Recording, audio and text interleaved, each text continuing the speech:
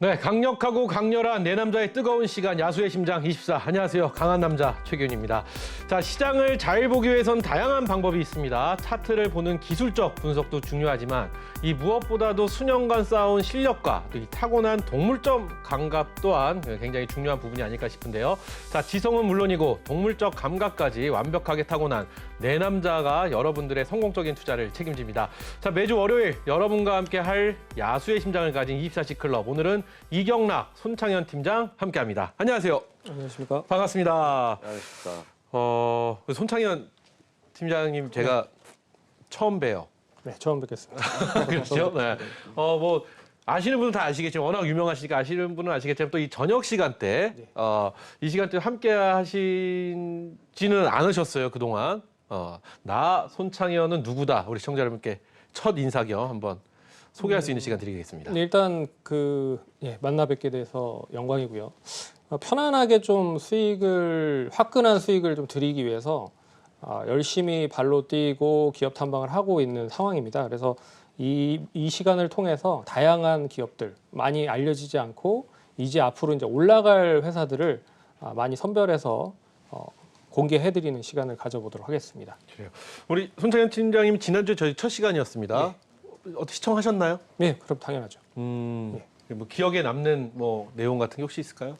뭐 기업에 남는 거는 이제 이경락 대표님께서 네. 점수를 너무 짜게 주셨다. 그래서 편입이 안 됐다. 이게 좀 너무 아쉬웠었군요. 그렇죠. 자, 그렇다면 뭐 오늘 또 빠질 수 없는 질문입니다. 손창현 팀장이 바라보는 이경락 대표는 어떤 사람인가요? 뭐 아집이 좀 있다. 네. 근데 뭐 아집이 있지만 그게 좋은 쪽에 이제 고집으로 연결이 될 수 있는 부분이기 때문에 좀 더 많이 시너지가 좋은 쪽으로 좀 나고 있는 것 같습니다. 그리고 좀 편식을 많이 하신다. 네. 그러니까 좋은 업종임에도 불구하고 내가 이렇게 딱 찍은 업종만 좋아하셔서 그게 좀 많이 좀 아쉬운 부분이 없지 않아 있습니다. 그래요. 좋습니다. 자, 우리 손창현 팀장님 어쨌든 환영한다라는 말씀과 함께 오늘 큰 기대해 보겠습니다. 자, 우리 이경락 대표님. 네. 지난 시간에 첫방 주변 반응이 너무 궁금합니다. 주변에서 뭐라고 평가하시나요? 종목을 왜 선별 안 했냐. 그렇죠. 실컷 소개를 했는데 네. 편입이 안 됐습니다. 많은 분들이 아쉬워하셨어요. 네, 손 시장이 이제 말했던 것처럼 그 망할 아집 뿌린 거 아니냐 이렇게 질문하는 분도 많이 계셨는데, 근데 우리 24시 클럽이 그만큼 이제 까탈스러운 모든 조건값을 만족해야지만 선별이 된다 포트에. 뭐 그런 거기 때문에 그거 속일 필요는 없다고 생각했거든요. 네네. 그래서 뭐 있는 그대로 보여주려고 노력을 했습니다. 그리고 오늘도 마찬가지고. 그래요. 네. 뭐 늘 변하지 않는 있는 그대로의 모습 네. 오늘 또 큰 기대 가져보도록 하겠습니다. 자, 먼저 그러면 우리 시장 이야기 짧게 여쭤보도록 하겠습니다. 뭐 시장은 절대 그냥 곱게 보내주진 않는다. 이런 표현이 딱 맞는 것 같습니다. 아무래도 FOMC에 우리가 주목을 하고 있었던 결과 여는 총재의 뭐라고 할까요? 내년부터는 정책 금리가 오를 수 있다라는 발언을 하면서 오늘 우리 시장이 좀 그거에 대한 여파를 좀 받지 않았나 싶은데 이 이야기는 있었는데 이 비둘기파적인 입장이었던 연준 총재가 매파적인 발언을 함으로써 시장에서 좀 더 세게 반응을 한 것이 아닐까라는 일각의 시선은 또 어떻게 보시는지와 함께 오늘 전반적인 우리 시장 어떻게 보셨는지 두 분께 짧게 한번 여쭤보도록 하겠습니다. 어느 분이 먼저? 뭐 제가 먼저 말씀드리면 네네. 뭐 우리 이경락 세인트루이스 제임스 블러드 연은 총재죠. 뭐 굉장히 비둘기파적인 성향을 가지고 있는 사람이 뭐 그런 얘기를 했다. 이미 성명서 발표됐어요. 그러니까 가장 중요한 포인트는 제가 뭐 잠시 후에 또 설명드릴 텐데 옵션 만기일이 컸던 거죠. 옵션 만기일 날 어떤 하방에다가 포지션을 뒀던 세력들의 움직임이 컸던 것이고, 시장의 방향성에 대해서는 제가 잠시 후 이제 30분 이후에 좀 자세하게 설명드리도록 하겠고요. 일단 세인트루이스 연은 총재의 그 발언은 뭐 색다르고 뭐 별다른 건 없는 내용이었다. 이렇게만 설명드리도록 하겠습니다. 그래요. 좋습니다. 그렇다면 우리 손창현 팀장님은 어떻게 보셨나요? 오늘 우리 시장. 뭐 시장은 지지부진하지만 종목별 순환매는 매우 빠르게 좀 진행이 되고 있다. 근데 그 종목별 순환매가 매우 빠르게 진행이 되고 있는 상황 중에서 하나 좀 눈여겨보셔야 될 부분은 실적이 뒷받침이 되는지. 그러니까 2분기와 3분기, 4분기까지 실적이 계속 뒷받침이 되는 쪽인지에 대한 부분으로 네. 매기가 좀 돌고 있다라고 좀 간단하게 설명을 해드리도록 하겠습니다.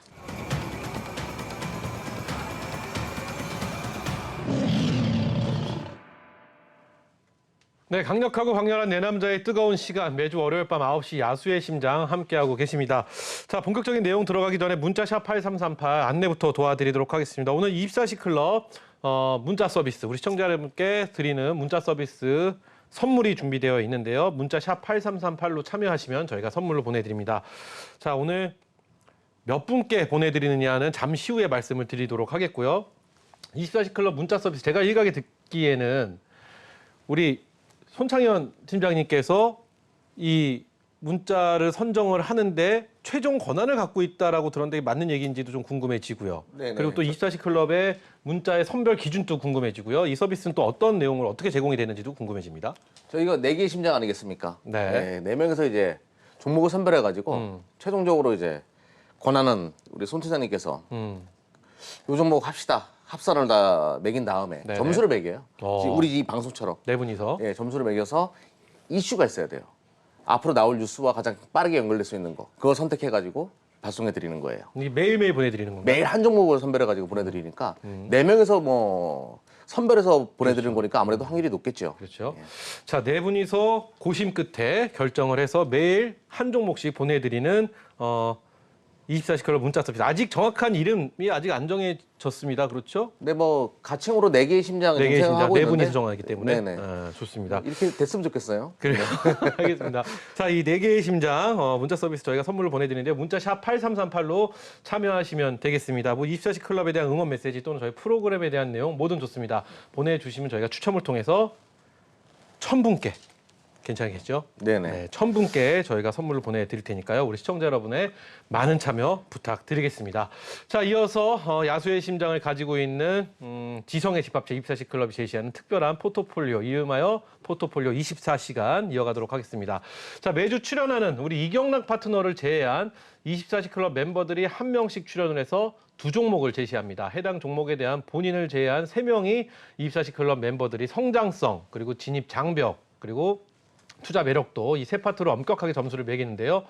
총 90점 만점에 70점 이상 충족 시 24시 포트폴리오에 편입이 되는 정말 어렵고 엄격한 엄정한 그런 시간이었습니다. 지난 시간에 우리 박현상 차장님이 정말 열정을 다해 설명을 해주셨는데 1점, 2점이 모자라서 포트폴리오에 편입이 안 됐던 네.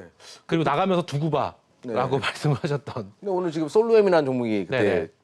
편입이 안 됐거든요. 네. 근데 시장 끝나고 나서 지금 좋은 뉴스가 떠가지고 그렇죠. 내일 박현서 차장이 전화가 올 것 같아요. 네. 내일보다는 저는 다음에 우리 박현상 차장님이 여기 출연하시는 그날 네. 이경락 파트너님 과연 어떻게 어떤 원망을 함께 하실지도 궁금해지고요. 어찌되었던 그런 시간입니다. 그래서 오늘도 우리 손창현 팀장님께서 두 종목을 준비를 해주셨는데 자, 먼저 이 두 종목에 대한 선별 기준부터 한번 여쭤볼게요. 어떤 기준을 놓고 선별하셨나요? 선별은 앞에서 얘기를 해드렸지만 뭐 시장이 좀 어렵습니다. 그래 어려운 가운데서도 뭐 분명하게 중요하게 봐야 될 부분은 역시 이제 실적이라고 생각을 하고 있습니다. 그래서 기업들이 어느 정도의 실적을 잘 꾸려 나가고 있는 그런 기업들을 꾸려왔다라고 생각을 하시면 될 것 같습니다. 네, 좋습니다. 자, 그렇다면은 우리 손창현 팀장이 선별한 종목들 하나씩 만나보도록 하겠습니다. 먼저 첫 번째 종목 어떤 종목 준비하셨는지 궁금해집니다. 네, 첫 번째 종목은요. 그 복지 예산을 결제를 잘 시킬 수 있는 회사입니다. 현대 이지웰이라고 하는 회사인데요. 이 이지웰 페어라고 예전에 많이 아셨을 거라고 생각을 할 수가 있는 기업입니다. 이 기업은 이제 복지 예산을 가져다가 기업들을 민간 기업과 그리고 공공 기업들의 복지 예산을 가져다가 위탁 거래 결제를 해줄 수 있게끔 도움을 주는 회사라고 생각을 하시면 될 것 같습니다. 우리나라에는 이제 이 복지 예산 시장이 2조 5천억 정도 시장인데요. 동사 매출 기준으로는 매출 기준이 아니라 이제 복지 예산 동사에 대한 관련된 부분으로는 약 한 1조 정도 기록을 하고 있는 상태이기 때문에 포지션으로 봤을 때는 시장 점유율 1위를 기록을 하고 있다라고 볼 수가 있습니다. 이제 코로나가 어느 정도 이제 완만해지게 이제 좋아지고 있는 상황이기 때문에 복지 포인트에 대한 그런 수요가 상당히 좀 많이 증가가 될 가능성이 높을 것 같고요. 네. 그런 이제 개인 결제액과 가치금 연계가 되면 이제 연계가 되면 될수록 이제 수수료를 취하는 구조이기 때문에 결론적으로 동사에 대한 실적이 계속적으로 높아질 수 있을 가능성이 높다라고 볼 수가 있을 것 같습니다. 그리고 잘 아시다시피 이제 기존에 그럼 이제 복지 관련된 예산을 어떤 부분으로 좀 취할 수가 있는지를 좀 간단하게 표로 좀 나타낸 부분인데요. 자 보시면 예전에는 뭐 콘도 휴양이면 콘도 휴양 관련된 비용으로만 이제 처리를 할 수밖에 없고 어학 공부다. 그럼 어학 공부 관련된 지원만 해주는 그런 역할을 해주는 모습들을 보였는데 이제 이주 웰페어가 들어가면서 다양한 부분으로 이제 연계를 할 수 있다라는 거죠. 그러니까 여행 문화 관련된 부분으로 이 복지 예산을 쓸 수도 있고 자기 개발을 관련돼서 복지 예산을 쓸 수도 있고 그리고 건강 관리를 이용해서 복지 예산을 쓸 수 있다는 겁니다. 그래서 150만 개 이상 상품을 확보를 하고 있고요. 4천 개 이상의 그 CP사가 협력이 되고 있기 때문에 좀 다양한 그런 부분으로 긍정적인 흐름을 보이고 있다라고 볼 수가 있습니다. 그리고 매년 기업들의 복지 예산이 계속적으로 증가가 되고 있고요. 직원 200명당 한 복지 포인트 25%로 확대가 되고 있다라는 것도 좀 긍정적인 그런 부분일 것 같습니다. 마지막으로 좀 봐야 될 부분은 이 복지 관련된 이제 부분의 플랫폼을 동사가 이제 가지고 있거든요. 결론적으로 이 플랫폼이라고 하는 게 상당히 좀 긍정적인 부분인데 이 복지 관련된 부분에 있어서 국내 쪽에는 이제 동사가 제일 좋은 시장 점유율을 가지고 있고요. 그리고 플랫폼이라고 하면 이제 카카오톡 그리고 네이버의 라인이라고 하는 그런 기업들을 잘 보시면 아시겠지만 결론적으로 이 플랫폼으로 연결된다라고 하면 다시 이제 재평가를 받아야 될 수 있다라고 좀 볼 수가 있는 부분입니다. 그래서 그런 부분으로 좀 눈여겨 보셔야 된다라고 해서 최근에 나왔었던 이 하나투자증권에서의 그 관련된 부분도 아까 이렇게 표를 보시면 아셨겠고요. 그리고 이제 마지막으로 현대백화점이 인수를 했습니다. 작년에 12월 정도에 인수를 했는데요. 결국에 이제 현대백화점에 포함이 되어 있는 현대그린푸드라든지 다양한 이제 계열사들의 시너지가 본격화될 수 있다라고 좀 볼 수가 있을 것 같습니다. 그래서 올해 뭐 가이던스 매출은 한 약 1,000억 정도고요. 그리고 영업이익은 175억. 그리고 당기순이익은 한 173억 정도이기 때문에 지금 뭐 멀티플 기준으로 봤을 때는 15배 내외라고 좀 볼 수가 있을 것 같은데요.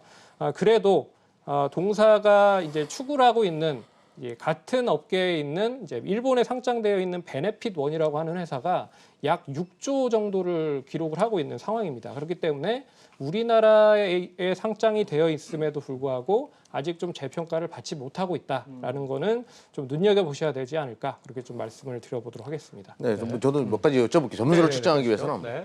복지 산업 같은 경우에는 분명히 성장성 있는 산업인 거 맞아요. 네. 우리도 어차피 복지 국가를 지향하는 그런 산업 구조이기 때문에 또 정책의 구조이기 때문에.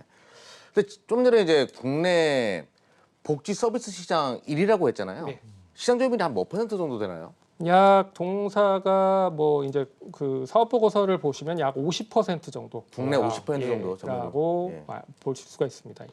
그리고 또 하나 이제 1분기 때 영업이익이 71억 어닝 서프라이즈가 발생했어요. 네, 현대백화점 라인으로 이제 인수된 게 작년 말이었잖아요. 12월이죠. 예, 12월인데 그 시너지 효과가 벌써 나타나는 건가요? 아니면 왜 이렇게 실적이 좋았던 거예요? 제가 봤을 때는 이제 그 복지 예산 관련된 부분도 계속적으로 이제 언제 포인트를 사용을 할지에 대한 부분을 상당히 이제 고민을 많이 하셨을 것 같은데 결론적으로 작년에 안 사용을 하고 올해 1분기에 사용을 했다라는 거는 코로나와 뗄래야 뗄 수 없는 그런 부분으로 연결이 될 수 있다는 거죠. 그러면 여행이라든지 그리고 뭐 복지 관련된 부분에 복지 포인트를 많이 사용을 했다라고 좀 볼 수가 있어서 결론적으로 이 코로나에 대한 그 회복이 결과적으로 실적으로 좀 뒷받침이 되고 있다라고 볼 수가 있을 것 같습니다. 근데 시청자들이 이제 복지 포인트에 대한 개념이 좀 생소하신 분들이 많이 계실 거예요. 그래서 저 같은 경우도 지금 이 종목을 두 분 말씀을 하시는 걸 쭉 들어보면 이거를 포스트 코로나 관련주로 편입을 해야 되는 건가? 뭐 이런 생각이 들 정도로 좀 생소하긴 합니다. 네. 뭐 다둥이 카드 이런 것도 혹시 복지 포인트로 연결할 수 있는 뭐 건가요? 그럴 수 있죠. 다둥이 카드도 있어요.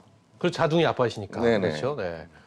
알겠습니다. 그래서 제가 보는 거는 네. 이제 이 회사가 이제 플랫폼을 가지고 있잖아요. 그래서 결론적으로 이 플랫폼을 바탕으로 해서 다른 사업도 지금 진행을 할 가능성이 높다. 그러면 뭐 데이터 3법이라든지 뭐 다양하게 마이데이터 그런 서비스도 진행을 할 수 있기 때문에 플랫폼으로 연결이 된다라고 하면 다시 기업은 재평가를 좀 받아야 되는 게 아닌가 그런 흐름으로 좀 볼 수 있지 않을까라고 해서 가져왔습니다. 손 팀장님이 근데 기업 한 500여 개를 다녀오셨거든요. 네네.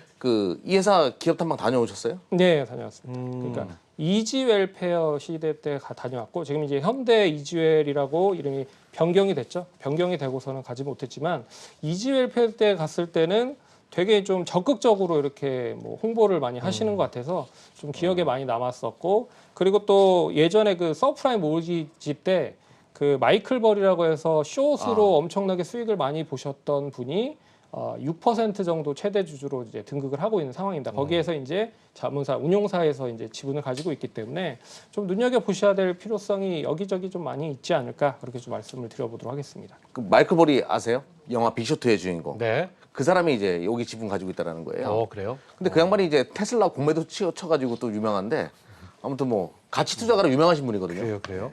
저 이것도 좀 궁금해집니다. 사실은 저는 개인적으로 현대 이지엘이 좀 생소합니다. 네. 좀 생소한데 이게 동종 업계 중에서 좀 비교할 만한 회사가 혹시 있을까요? 이 회사 그러니까 또 비교할 만한 회사를 우리가 안다면 이렇게 좀 도움이 될 것 같다는 생각도 드는데. 복지 관련된 부분의 사업은 아니지만 네. 코나이라고 해서 이제 복지 카드 관련된 부분으로 최근에 경기도 쪽에 다양한 이제 복지 카드를 코나이 쪽에서 이렇게 생성을 하는 그런 모습들을 보였기 때문에 조금 뭐 별개로 좀 볼 수가 있다라고 좀 보고 있지만 그나마 좀 유사한 쪽은 코나이가 되지 않을까 그렇게 좀 말씀을. 근데 제가 알기로는 상장 기업 중에 이 복지 포인트나 복지 관련된 기업은 현대 이지엘이 그렇죠. 유일하다고 네. 봐야 될 것 같아요. 네. 그렇다면은 독보적인 존재가 되는 건가요? 뭐 그럴 수도 있죠. 그런데 이제 제가 보는 거는 계속 누누이 얘기를 해드렸지만 이 플랫폼에 대한 부분에 재평가를 받아야 되지 않느냐. 예, 그 이제 엄청난 이제 DB를 많이 쌓아놓고 있기 때문에 그런 부분으로 좀 눈여겨 보셔야 될 필요가 있다. 그렇게 좀 말씀드리겠습니다. 좋습니다.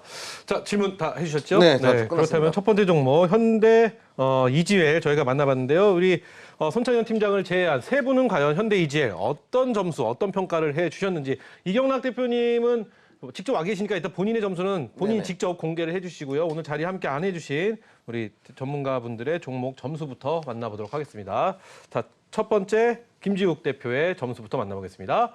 자, 김지욱 대표의 현대 이지엘 점수입니다. 성장성 8점, 진입장벽은 9점, 굉장히 높은 점수 주셨습니다. 투자 매력도는 7점 주셨습니다. 자, 현대백화점 그룹 편입 후 순항 중 알짜 플랫폼 기업 가령 메리트가 부각. 이렇게 한 주평을 남겨주셨는데 후한 점수. 원래 좋아하셨어요 옛날부터. 그래요? 이지엘 페어 시절부터 좋아했기 때문에. 그래요. 자, 이렇게 해서 우리 김지욱 대표의 점수를 만나봤고요. 저는 이분의 점수가 굉장히 궁금합니다. 박현상 차장의 점수도 만나보겠습니다. 자, 현대이지의 박현상 차장입니다. 성장성 5점. 5점이요. 자, 진입장벽은 8점, 투자 매력도는 7점입니다. 시장 트렌드에 맞는 종목이다. 이렇게 해주셨는데 성장성은 5점을 주셨어요. 그래서 저희가 확인을 해봤습니다. 왜 성장성을 5점을 주셨나 여쭤봤더니 복시 예산의 특성상 정권별 변동성 때문에 정권에 따라서 변동성이 있을 것이라 예상이 되기 때문에 맞아. 이거 잠깐 대선 관련된 종목으로도 부각될 수도 있겠는데요. 근데 복지 관련돼서 예산을 빼는 경우가 있을까요, 과연? 그렇죠. 한 번 예산이 측정이 된 거보다 줄 수는 없는데 네. 그래도 아무래도 우리 박현상 차장님은 이 정권별 변동성은 좀 있지 않겠느냐 뭐 이런 말씀으로서 5점을 주셨는데 이 5점이 과연 발목을 잡을지도 궁금해지고요. 무엇보다 중요한 건 변수는 우리 이경락 대표죠. 이경락 대표의 점수 보도록 하겠습니다. 맨 먼저 성장성 몇 점 주셨나요? 저 8점 줬습니다. 높은 점수입니다. 네, 그리고 이어서 진입장벽 8점. 8점, 투자 매력도 7점 줬습니다. 한 줄평 읽어주시죠. 복지는 우리가 가야 할 방향인 거 맞고요. 분명히 성장성과 진입장벽도 높습니다. 근데 이제 또 손창현 팀장의 직접 탐방 기업이니까 좋은데 저는 이 복지 산업이 급격한 성장을 보여줄 수 있는가에 대해서 물음표가 있었던 거예요. 그래요. 그래서 투자 매력도는 좀 낮게 줬습니다. 7점. 네. 좋습니다. 자, 이렇게 해서 첫 번째 종목 현대 이지엘 우리 손창현 팀장의 첫 번째 종목 만나봤고요. 자, 점수는 저희가 잠시 후에 과연 70점을 넘을지 편입이 될지 잠시 후에 공개하도록 하겠고요. 두 번째 종목 이어서 만나보도록 하겠습니다. 네, 두 번째 종목은 이제 잘 아시는 기업일 겁니다. NHN이라고 하는 회사인데요. 뭐 동사는 이제 네이버 쪽에서 분사가 된 게임 관련된 회사라고 많이 생각을 하실 겁니다. 뭐 잘 아시다시피 뭐 한 게임이라고 하는 그런 이제 웹보드를 주로 많이 가지고 있는 회사인데 작년에 이 웹보드 관련된 게임 규제안이 완화가 됐습니다. 일일 한도 10만 원에서 이제 일일 한도 50만 원까지 확대 결제를 할 수 있는 그런 시스템으로 전환이 됐기 때문에 이제 수익성이 좀 높아질 수 있다라고 하는 부분으로 눈여겨 보셔야 될 필요가 있는 그 부분인 것 같고요. 여기에 이제 게임 사업에 대한 비중이 그나마 좀 높습니다. 그래서 이 게임 산업이 다시 안정적인 게임 사업으로 좀 진출이 된다라고 하면 이제 실적도 슬슬 이제 좋아지고 있는 상황이 나타날 수 있다는 거죠. 그래서 1분기 때도 웹보드 게임에 대한 부분이 실적이 나름 괜찮았다. 이 한 게임 관련된 게임들이 이 모바일로 쪽으로 연계가 되면서 새롭게 이제 새로운 매출로 형성이 됐다라고 생각을 하시면 될 것 같습니다. 그리고 이 B게임에 대한 매출이 계속적으로 낮아지고 있기 때문에 예전에는 게임 비중이 상당히 높았기 때문에 게임 관련된 업체라고 생각을 하실 수가 있었는데 그래서 작년까지만 해도 65대 35 정도로 게임에 대한 매출 비중이 상당히 높았습니다. 하지만 올해 정도는 이제 77%대 23% 그러니까 게임에 대한 매출이 23%까지 줄어들 수 있다는 거죠. 그러면 다른 쪽에 게임 관련된 부분 말고 다른 쪽에 대한 매출이 상당히 많이 높아질 수 있다는 부분입니다. 그래서 이제 두 번째 관련된 부분은 결제 관련된 부분에서 이제 본격적으로 실적이 나온다라고 볼 수가 있을 것 같습니다. 이 오프라인 결제 관련된 간편 결제인 페이코 관련된 결제 금액 자체가 엄청나게 좀 상승을 하고 있는 상황이고요. 그리고 마이데이터라고 하는 이제 데이터 3법을 통해서 데이터를 이용하는 8월 초에 정식 서비스를 좀 진행을 하려고 준비를 하고 있습니다.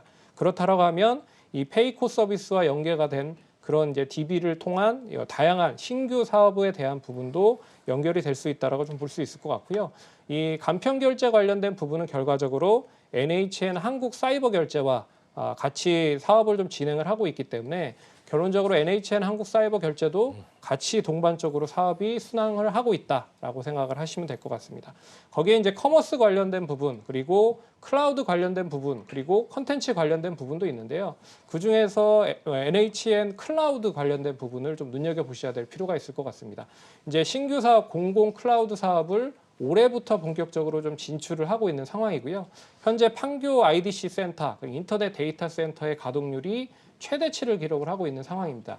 거기에 일본의 업체들과의 제휴와 그리고 NHN 글로벌이 인수한 클라우드 넥사라고 하는 회사가 있는데요. 이 회사가 결국에는 이제 클라우드 사업을 해외 쪽으로 진행을 시키기 위해서 본격적으로 글로벌 사업을 진행을 하기 위한 포석을 뒀다. 그래서 이 회사를 인수함으로써 본격적인 클라우드 사업에 대한 연계가 될 수 있다라고 좀 볼 수가 있는 부분입니다.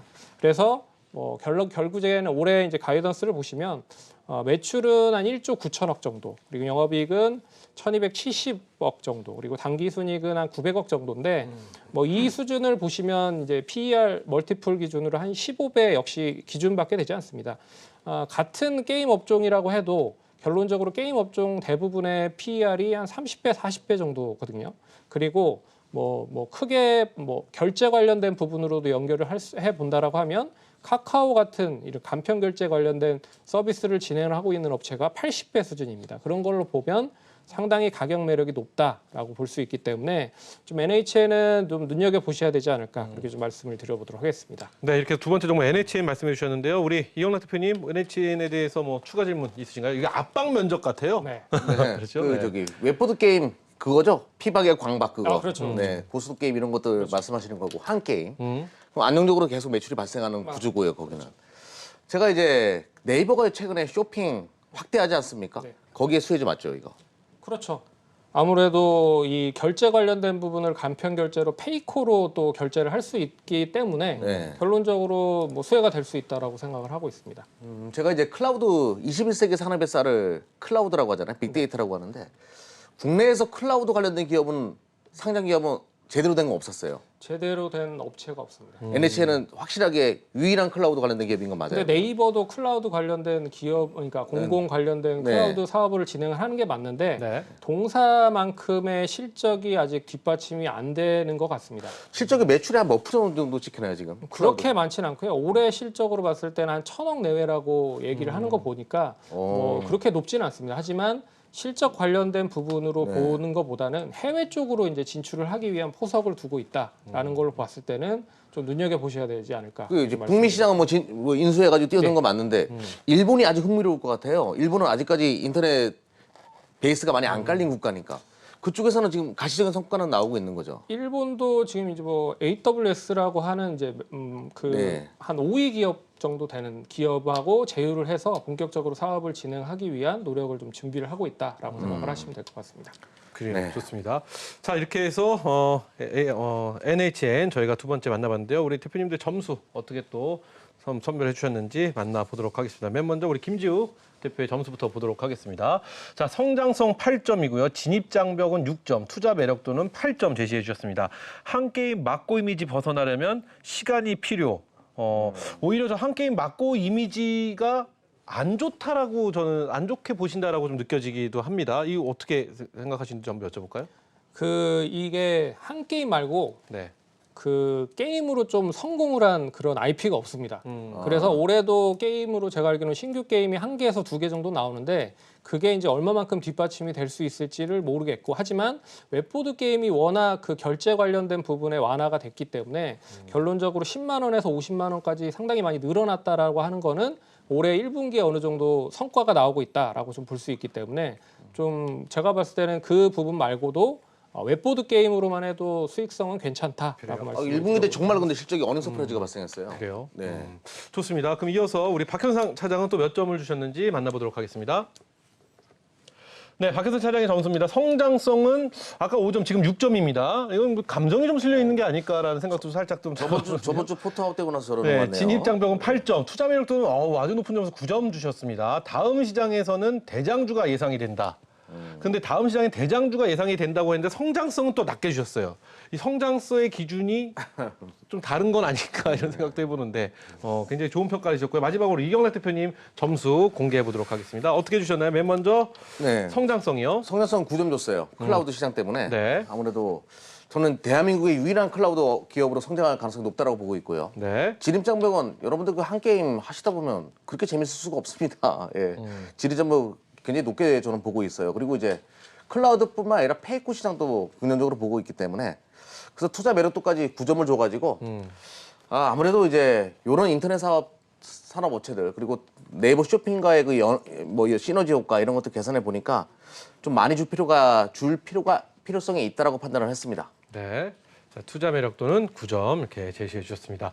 자, 이렇게 해서 세 분의 점수들 다 봤는데 총점을 만나봐야 될 것 같은데요. 과연 뭐 오늘 무난히 모르겠습니다. 점수가 어떻게 나올지 70점 이상이 만만한 점수 아닙니다. 예. 그렇죠? 만만한 점수. 왜냐면은 국가 시험이 60점이 넘어야지 합격이셨습니까? 70점은 그보다 훨씬 더 높은 점수이기 때문에 과연 우리 포트폴리오에 담길 수 있을지. 자, 오늘 두 종목의 최종 점수 공개합니다.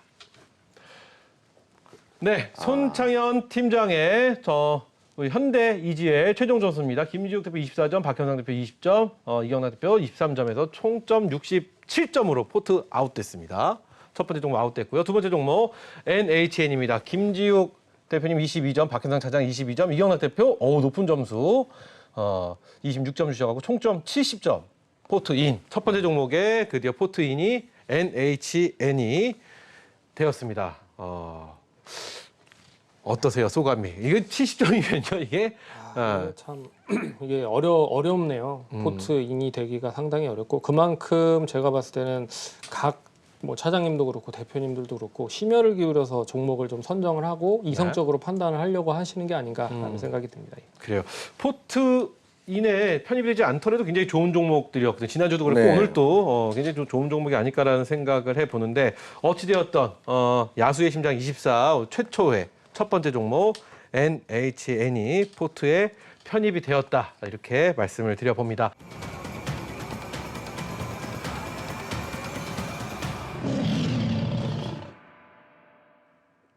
네, 강력하고 강렬한 내 남자의 뜨거운 시간 매주 월요일 밤 9시 야수의 심장 24 함께하고 계십니다. 자, 이어서 이경락 파트너의 전략 24 강의 만나보실 텐데요. 오늘의 주제는 진정 주식으로 돈 버는 방법이라고 합니다. 자, 이경락 파트너의 강의 지금 바로 만나보시죠. 네, 우리가 종목을 선별할 때 저희 4명이 굉장히 까탈스럽게 종목을 선별하잖아요. 그 이유가 이제 묻어나오는 그런 방송이 될 거고 강의가 될 겁니다. 자, 먼저 오늘 시황 굉장히 걱정하시는 분들이 많이 계셔가지고 시황부터 짧게 보고 넘어가 보도록 하겠습니다. S&P 500, 뭐 나스닥 그리고 다우존 산업이 다 밀렸어요. 지난 금요일 날. 그게 이제 국내 증시에도 영향을 줬는데요. 자, 보시게 되면 우리가 주목을 할 것이 이 거래량입니다. S&P 500의 지수인데요. 이 거래량이 폭발적으로 증가한 걸 볼 수 있죠. 왜일까요? 그렇죠. 지난 금요일은 옵션 만기일이었습니다. 미국 시장.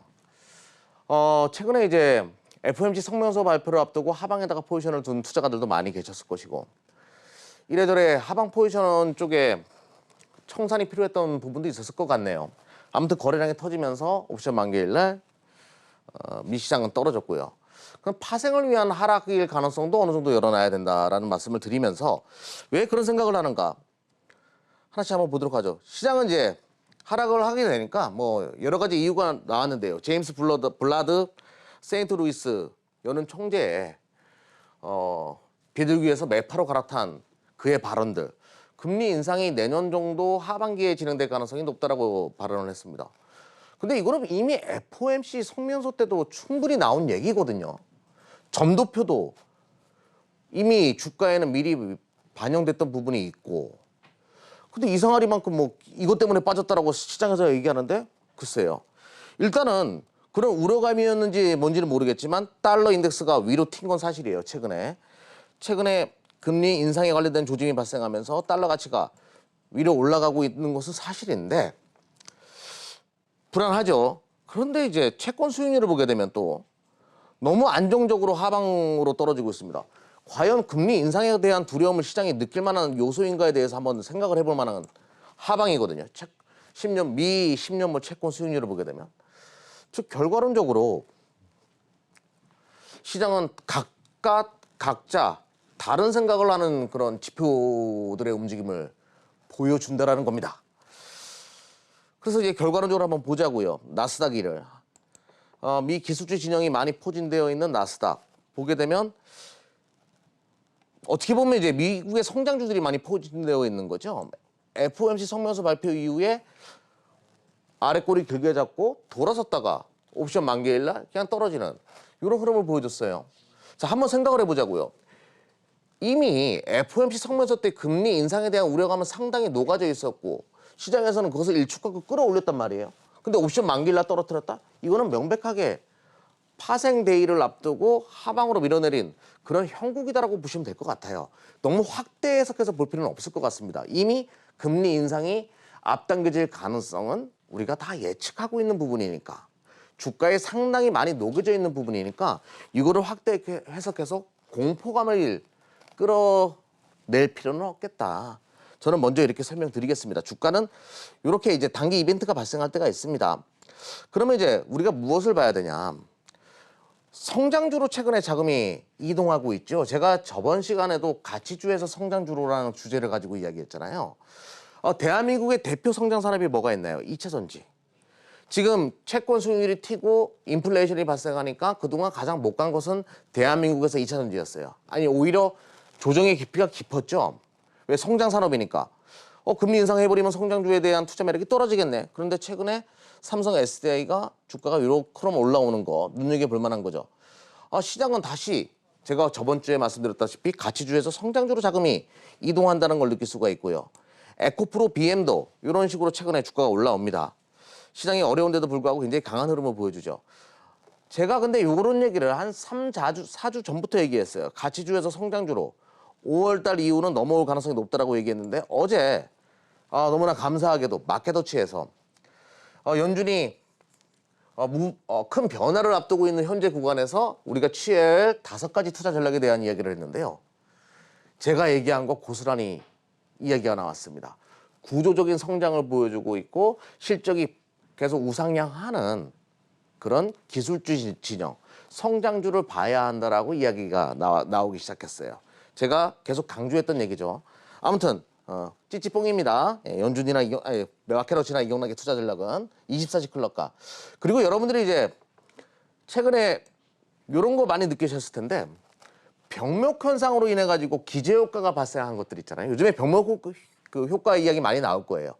기저효과로 인해 가지고 실적이 많이 좋아진 것들은 하반기로 넘어가면 갈수록 그 기저효과가 약해지기 때문에 조금 피할 필요가 있어요. 그래서 우리가 흔히 말해서 경기 민감주로 최근에 떠올랐던 것들 중에서 옥석 가리기가 필요합니다. 괜히 꼭지에 물릴 수가 있어요. 그거 꼭 기억하셨으면 좋겠고요.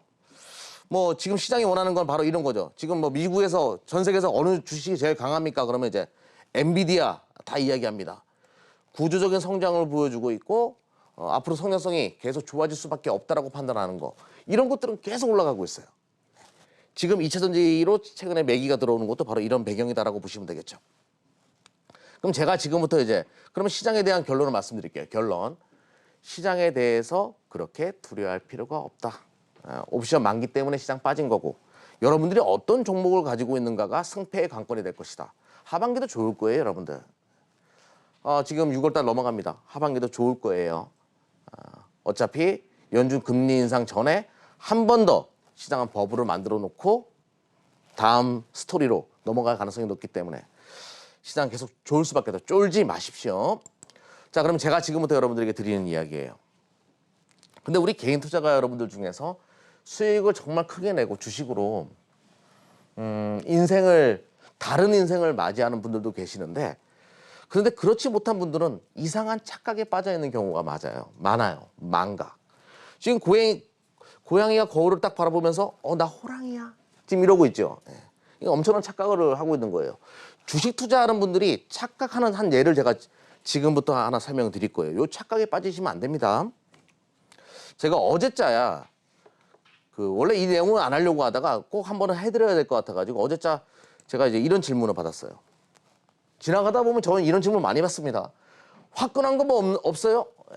작년에 신풍제약 같은 거. 이런 질문을 받았어요. 그래서 제가 이제 여쭤봤죠. 신풍제약이면 작년에 뭐 6,000원, 만 원대에서부터 20만 원대까지 올라갔으니까 거의 20배 이상 이제 올라간 종목이잖아요. 뭐 백신이다 뭐다 해가지고 지금은 다시 7만 원대로 내려왔지만 신풍제약 말씀대로 20배 이상 오른 종목인데 제가 하나 여쭤볼게요. 그걸 사셨다라고 하면 끌고 갈 수 있었을까요? 20배 먹을 동안 그렇게 계속 끌고 갈 수 있었을까요? 여러분 한번 생각해 보십시오. 정말 끌고 갈 수 있었을까요?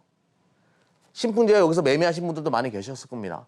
10% 20% 드시다가 파신 분들도 계실 거고 막 흔드니까 손절하신 분들도 계실 겁니다. 정말 20배를 온건하게 다 수익을 내신 분들이 계셨을까요? 첫 번째 의구심이 들죠. 주식은 끌고 가면서 최대한 수익을 낼 수 있는 분은 차트로 봤을 때는 10,000원에서 20만 원까지 갔으니까 20배 간 거 맞죠. 근데 그 가운데 있을 때는 그러기가 굉장히 어렵다는 겁니다. 그래서 제가 또 삼성전자 얘기 뭐 잠깐 드리니까 삼성전자 그렇게 무거운 종목을 이제 신풍제약 같은 종목 달라고 하신 분이 이제 저한테 하신 얘기예요. 그렇게 무거운 종목을 나 주식 30년 해봐서 손들도 잘하고 화끈한 거 좋아해. 나 대응 잘해. 좀 크게 올라갈 수 있는 거, 급등할 수 있는 거 그런 거 뭐 없나요? 이렇게 물어봐요. 그래서 제가 이렇게 답했어요. 30년요. 삼성전자 1992년도 액면분할 가격으로 바라봤을 때 200원이었던 거 아시나요? 그것만 가지고 계셨어도 저에게 종목 좋은 거 없냐고 안 물어보셨을 겁니다. 참 지금 생각해보면 굉장히 무겁고 대한민국 시가총액 1위지만 이게 200원짜리 기업이었어요. 30년 동안 이것만 가지고 계셨어도 진짜 지금 저한테 그런 얘기 안 물어보셨을 거예요. 떵떵거리고 사실 수 있죠. 자, 우리는 편견을 가지고 있는 거예요. 착각에 자꾸 빠지거든요. 또 삼성전자는 작년에 2배 오른 종목이죠. 삼성전자는 비중을 담을 수 있는 종목이었어요. 그런데 아까 말씀하신 신풍제약의 비중을 담을 수 있나요? 내 포트에 100%를 신풍제약에 담을 수 있어요? 굉장히 어려울걸요. 1억을 투자하시는 분들 중에서 500만 원 이상 투자하기도 굉장히 어려운 종목이에요. 근데 삼성전자는 1억 다 비중 실을 수도 있는 그런 케이스의 종목 아니겠습니까? 비중을 담았다라고 하더라도 신풍제약에 정말 빠르게 차익 실현을 했거나 비중을 많이 담았으면 손절 처리했겠지요. 무서워서. 자신이 없었을 겁니다. 누구나 지나고 보면 가능했겠네라고 말할 수 있는 거예요. 하지만 그 실상 그 안에서 투자를 하다 보면 비중도 못 싣고 또 끌고 가기도 어려워요. 왜 그럴까요? 우리는 알고 있어요. 우리 본능적으로 위험 회피 본능이 있고요. 우리는 확신할 수 있는 종목을 선호합니다. 거기에다가는 비중을 싣고 끌고 갈 수 있어요. 진정 주식으로 돈을 벌고 싶으세요? 큰 부를 축적하고 싶으세요? 많은 생각들을 하실 겁니다. 나 주식으로 왜 나는 큰 수익을 못 내지? 여러분들, 진짜 주식으로 돈 벌기 위해서는요, 확신을 가져야 돼요. 그래야지만 방아쇠를 당길 수 있죠. 비중을 실을 수 있고요. 끌고 갈 수 있어요. 그러면 내가 확신을 갖기 위해서는 뭐가 필요한 거예요? 분석의 깊이가 필요한 거고요. 내가 확신을 얻기 위한 분석의 깊이가 필요한 거고요. 정보의 깊이가 필요한 거예요. 제가 누누이 말씀드립니다. 실제 사례를 제가 보여드릴게요. 2019년 에코프로 BM이 상장하기 전에 우리 가족 여러분들, 24시 클럽 가족 여러분들과 김병훈 대표님이에요. 직접 김병훈 대표님을 만나러 간 적이 있어요. 제가. 김주욱 대표님도 같이. 상장하기 전에요. 그리고 이 기업의 성장성에 대해서 우리는 확신을 가졌습니다. 분석의 깊이는 당연히 세월이 지나가면서 계속 쌓이는 것이고 정보도 계속 우리가 습득해 나가면서 기업 탐방을 다니면서 정보도 취득을 했어요. 우리는 확신을 가졌어요. 언제? 2019년도부터. 이 기업에 대한 확신을 가졌고 지금 주봉입니다. 이게 2019년도에 4만 원, 5만 원대부터 우리는 진입을 했어요. 실제로 우리 회원 가족 여러분들과 함께 진행을 했습니다. 그리고 이 종목이 지금 21만 4천 원까지 왔어요. 그동안 우리 24시 클럽은요. 이 종목 단 한 주도 안 팔았어요. 왜? 끌고 갈 수 있는 원동력과 확신을 가지고 있었거든요. 주식으로 돈 벌고 싶으세요? 확신이 없으면 이렇게 400%, 500% 가는 종목 10% 먹고 파는 거예요. 근데 확신이 있기 때문에 끌고 갈 수 있고 또 이게 주봉이거든요. 코로나고 뭐건 어떤 리스크가 발생했을 때 오히려 물량을 더 담을 수 있는 거죠. 왜? 나는 확신하니까. 조지 소로스가 그런 얘기한 것 같아요. 분석을 잘하고 많이 배운 사람들은 많다. 하지만 방아쇠를 당길 수 있는 사람은 많지가 않다. 그 방아쇠를 당길 수 있는 것은 어디서 나오는 거죠? 비중을 담을 수 있는 건 어디서 나오는 거예요? 종목을 끌고 갈 수 있는 건 어디서 나오는 겁니까? 내가 얼마나 알고 있는가? 내가 얼마나 이 종목에 대해서, 이 기업에 대해서 확신하는가? 그 확신을 갖기 위해서 우리 24시 클럽 4명의 멤버들은 계속 회의를 하고 좋은 종목을 선별해내기 위해서 노력을 하는 겁니다. 여러분들도 확신을 갖고 투자하셔가지고 진정 주식 투자로 부를 구축해내기를 바랍니다.